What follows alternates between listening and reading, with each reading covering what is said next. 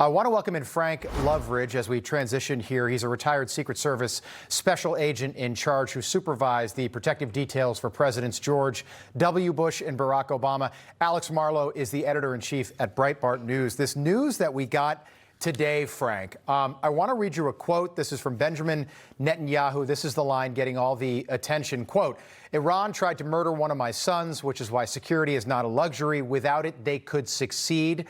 We've seen threats against Donald Trump, his children. You've been part of security at the highest levels.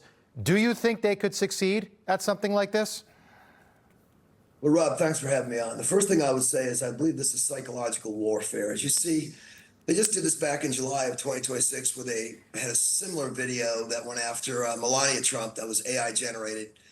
We see this as one of their tactics to kind of put some scare tactics into the president and the prime minister.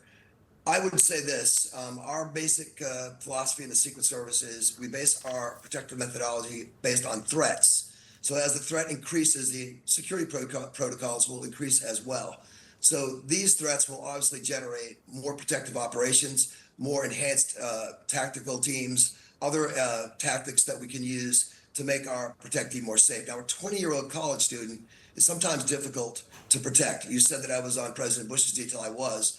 I traveled to South Africa with Barbara Bush right after the al-Qaeda threats that were coming after 9/11. Yeah. And that was a very difficult time. So what I would say is that as the threat increases, the assets have to increase and the tactics have to increase. Yeah, and of course, I will tell you, I don't think that Sean Connery's taken this very lightly, our director, and I believe that they'll have the right people in place to be able to thwart any type of an attack. And I think they will keep Barron and the Trump family safe. Alex, how concerned are you about these threats? And the reason we bring this up is because the rest of the media tracks Ivanka Trump has been threatened. Barron Trump has been threatened. Now one of the Netanyahu sons.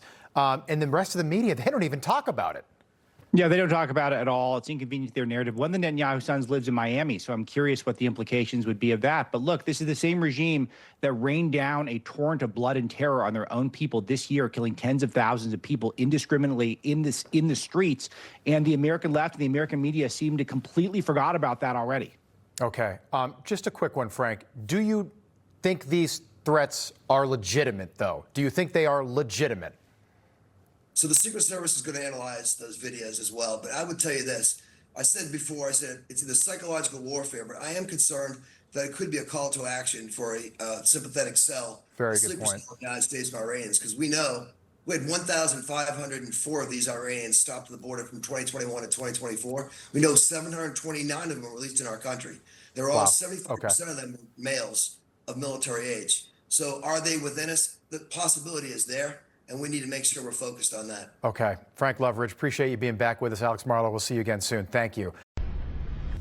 Information. Truth is freedom. Is Newsmax. It's real news for real people.